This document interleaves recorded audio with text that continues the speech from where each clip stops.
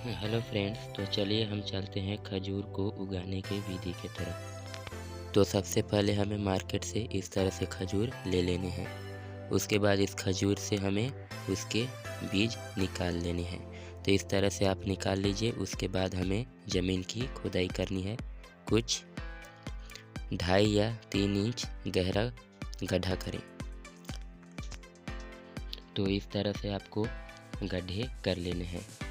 उसके बाद हमें बीज को किस तरह से बोना है उसके बारे में भी हम जानकारी आपको इसमें बताते हैं। तो इतनी गड्ढे आपके कर लेने हैं। उनके बाद बीज को हमें सीधे नहीं बीजने हैं, बीज को हमें आड़ा बीजना है। कुछ इस तरह से जो आप देख पा रहे हैं, इसको इस तरह से बीजें। तो इस तरह से हम अपने बीज को कर लेते हैं 4 इंच 5 इंच के दूरी में इस तरह से, या आप पॉलीथीन में भी इसको उगा सकते हैं। तो आपको फिर यहाँ से निकालने की ज़रूरत नहीं पड़ेगी। तो इस तरह से हमें उसके बराबर जितना हमने खुदाई किया था उसका बराबर हमने इसमें मिट्टी ढक दिया।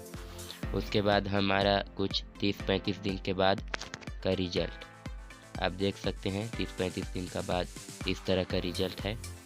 मौसम हिसाब कुछ लेट में भी उगता है और मौसम हिसाब जल्दी भी उगता है। तो हमारा 30-35 दिन का यह रिजल्ट है। तो आप देख सकते हैं।